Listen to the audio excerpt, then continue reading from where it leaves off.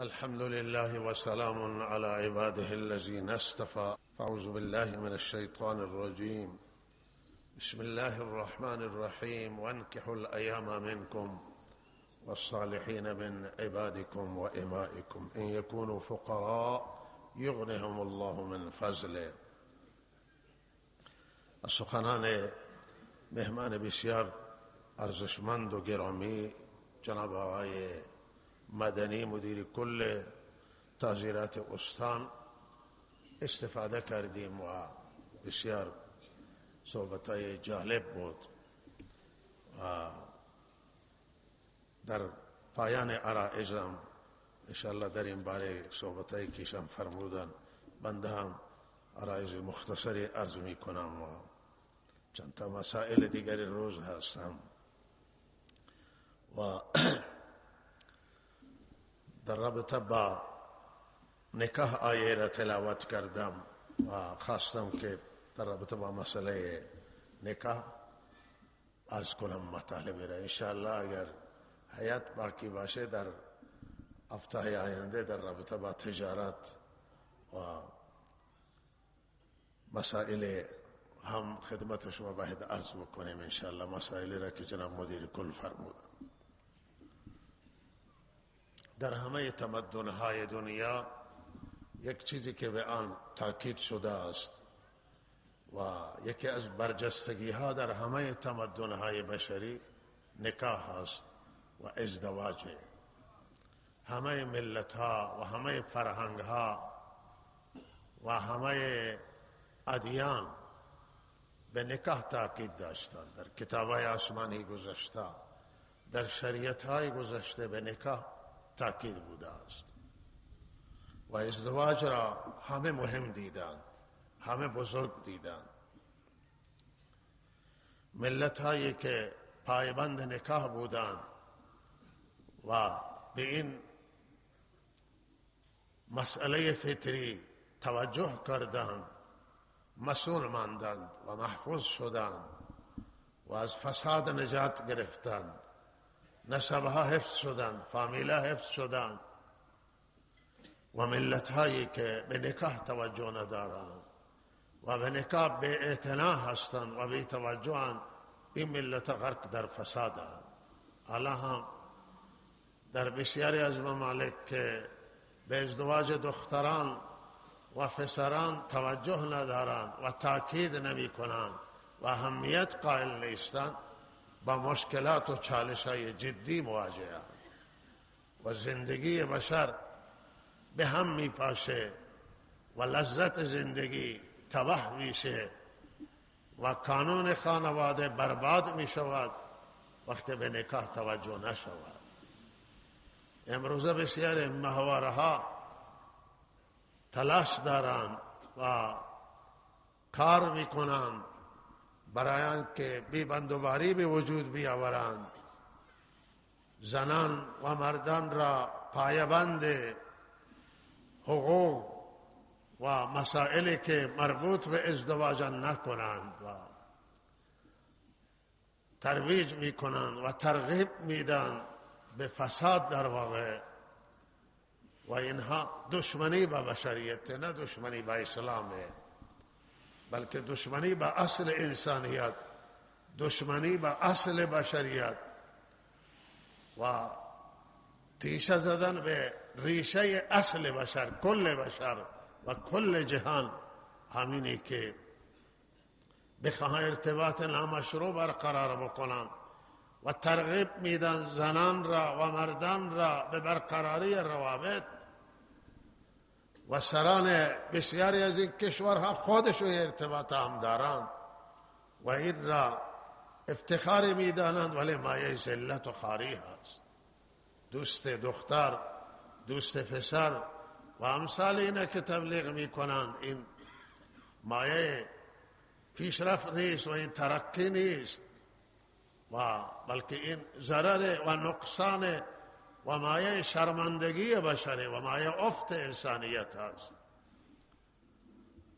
چیزی که اسلام در رابطه با مسئله ازدواج، مسئله پوشش اسلامی و احکام اسلامی که در قرآن آمده، همه اینها در مسیر اصل فطرت بشر است. اگر بشر سعادت بخواهد، سربلندی بخواهد، نجات بخواهد، راحت بخواهد، سکون و آرامش زندگی را میخواهد تجربه بکند، باید تن بدهد به آنچه که در فطرت اصلی بشر موجوده. لذا پوشش در زنان، حیا در زنان، عفت در زنان، حجاب در زنان، اینها خیال بسیار مهمه. هیچ زیوری در زنان به اندازه حیا زیبا نیست و هیچ زیوری در زنان به اندازه وقار زنان زیبا نیست. هیچ زیوری و جواهرات در بازار به فروش نمی رسد که به اندازه اخلاق نیک، عادات نیک و رفتار نیک زنان ارزشمند باشه.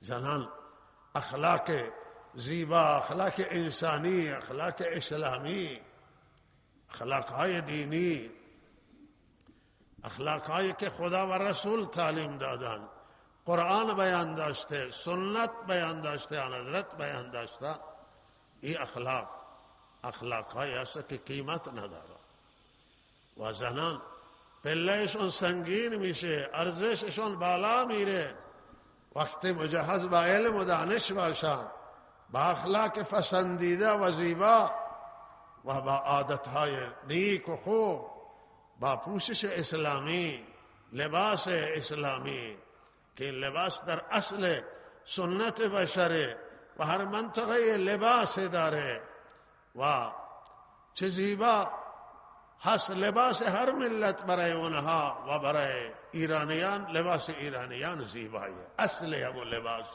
که مال ما بوده. متاسفانه بر رفت و آمد در اروپا و در کشورهای دیگر مردم ما لباسشون تغییر میدن، در حالی که اگر بررسی بشه بهترین لباس همون لباسی بوده که آبا و اجداد ما و پدران ما پوشیدن و چادری که زنان به سر میکنن در ایران، چادر گرد، این یکی از بهترین لباس هاست. من یکی در حرم مکه مسجد الحرام کنار خانه کعبه من گفت که من از همین چادر بسیار لذت میبرم که از سر تا پا میپوشه آدم و میخوام همین چادر برای محارم و زنان خودم انتخاب بکنم. چادری که در ایران استفاده میکنن، لباس کشاده که در منطقه بلوچستان مورد استفاده قرار گرفته، از بهترین لباس اقوام ایرانی هست و اقوام مختلف در ایران لباس مختلف دارن.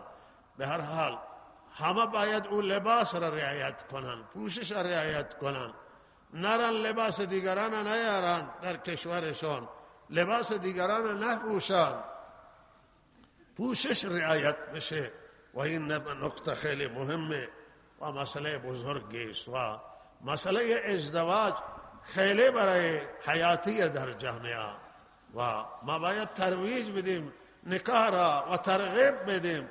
نباید زنان بشینن 40 ساله 35 ساله 30 ساله جوانان بشینن در شرایطی که الان ما میبینیم توی دنیا هست و دنیا داره هزینه میکنه میلیاردها دلار تا اینکه جوانان ما را و عزیزان ما را به بیبندوباری بکشن، به فساد بکشن، به گناه پایشون را باز بکنن. الله تعالی نجات بده.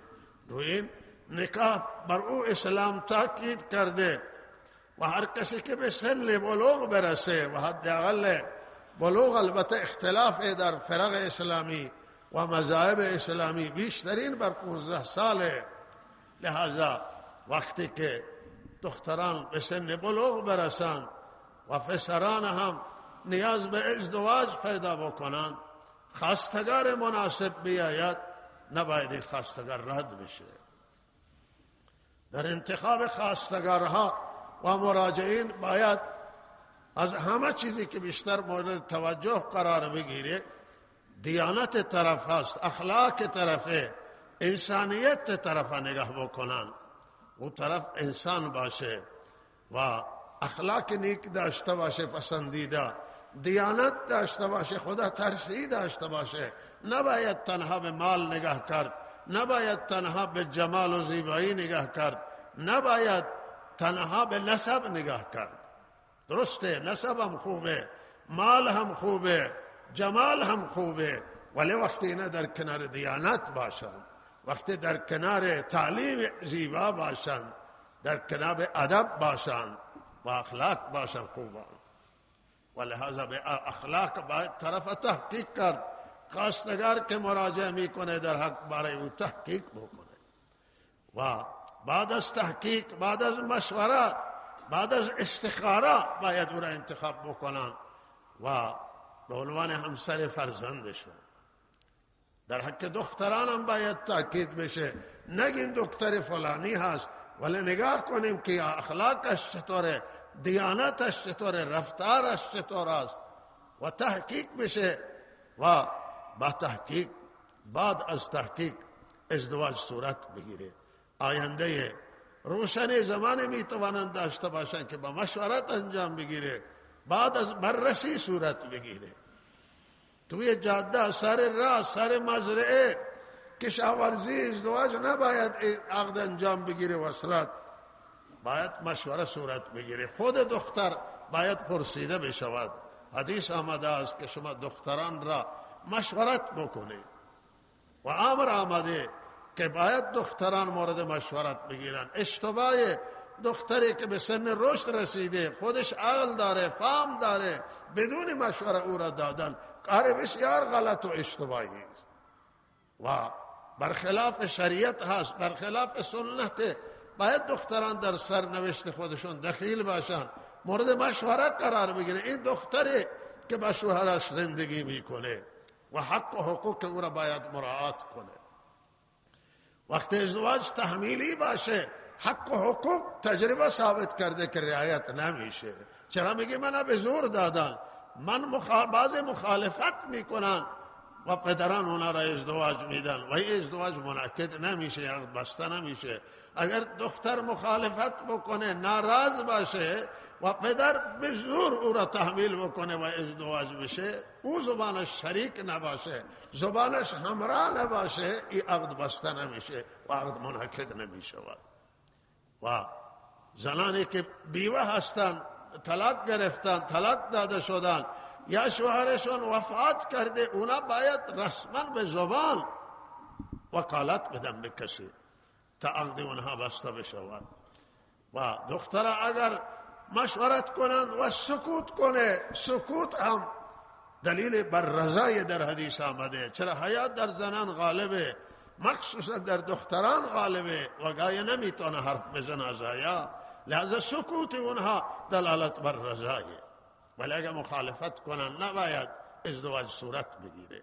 هر اندازه مورد خوبی است و مراجع و کسی که پیام نکاح را داده خوبه، اما باید رضایت دختر حاصل باشه و دختر همراه باشه.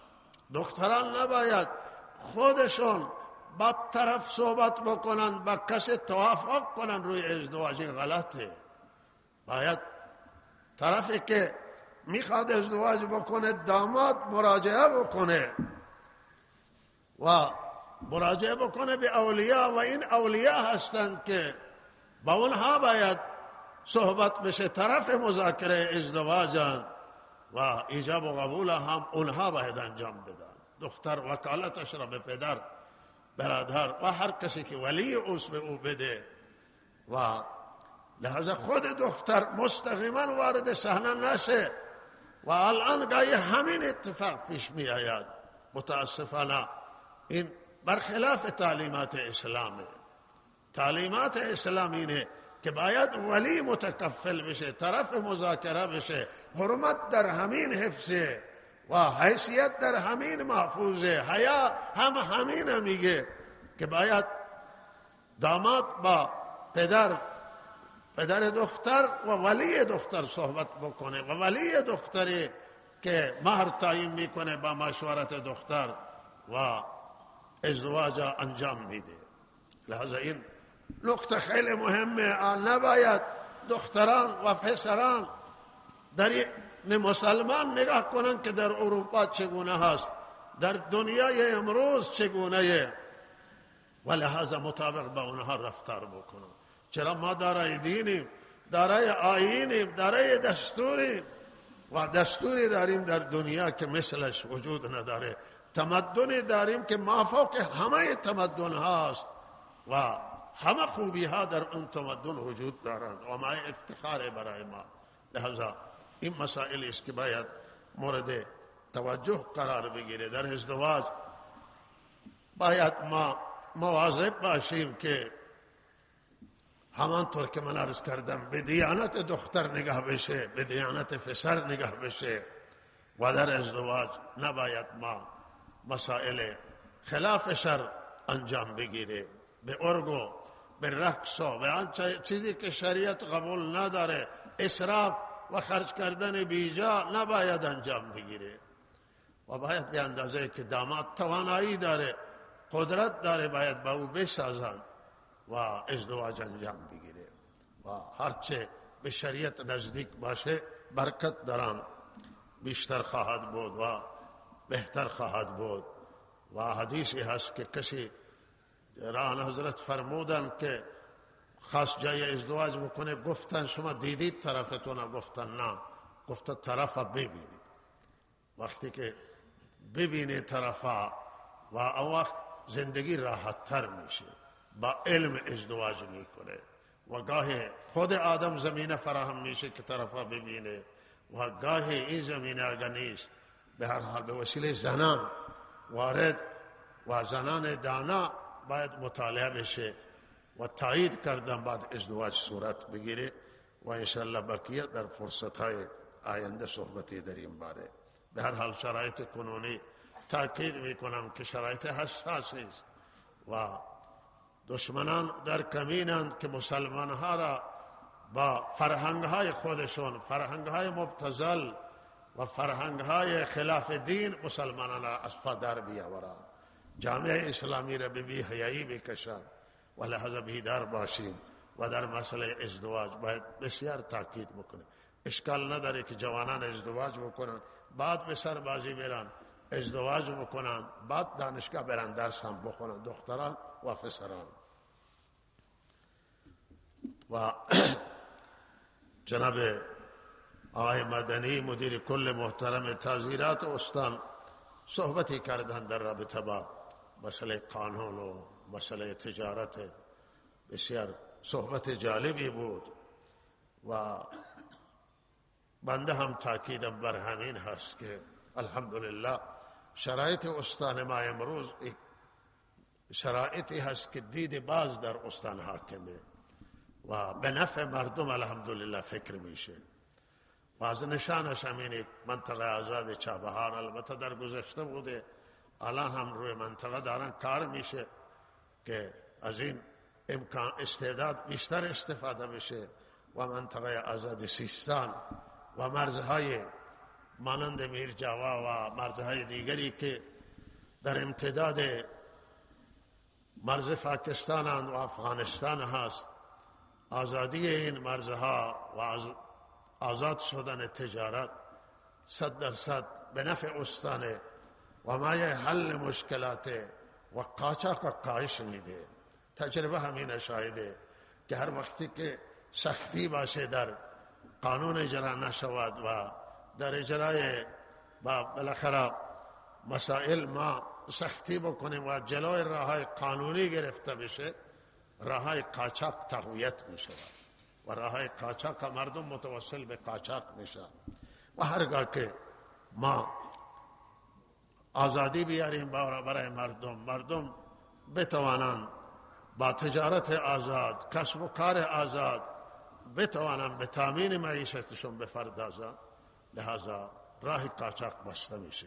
ما پیش بینیمون همینی که آینده هم انشاءالله وقتی تجارت ها آزاد بشه، منطقه ها آزاد شده، منطقه آزادند، کسب و کار مردم انجام بگیری و بتوانند نان دریافت بکنن، هم جلوگیری شده از ناامنی، جلوگیری شده از فساد و جلوگیری شده از قانون شکنی که مردم خود را گرفتار با قانون شکنی به هر حال باید تعزیرات سرشون اجرا بشه و از این نجات میگیرند مردم وقتی که راههای قانونی برای مردم باز باشه تا زندگیشون تامین بکنن تا به کسب و کارشون ادامه بدن.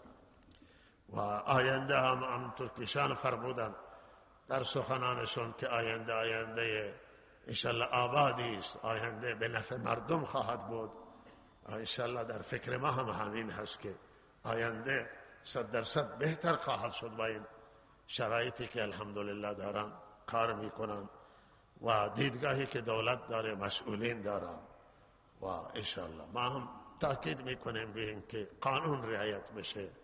ما باید نهایت کوششمون بکنیم و اگر گاه فشار هم بر ما بیاید باید فشار را تحمل کنیم ولی قانون رعایت کنیم و قانون مدار باشیم و هم قانون پروردگار رعایت بشه که قوانین دین اسلام قوانین خدا هم قوانین کشور رعایت بشه.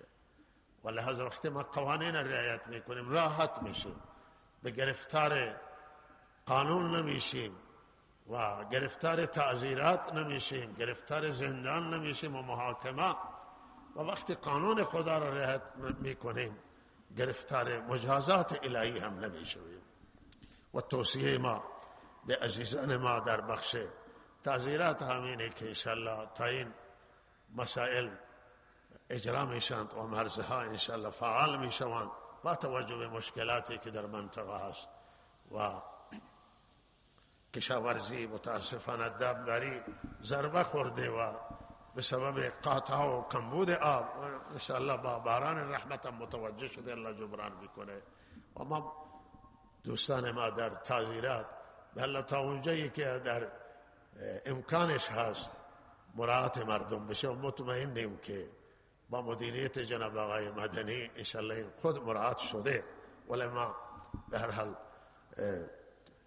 توصیه من همینه که مخصوصا جریمه های وقتی بالا نباشه زیاد که از قدرت مردم خارج میشه.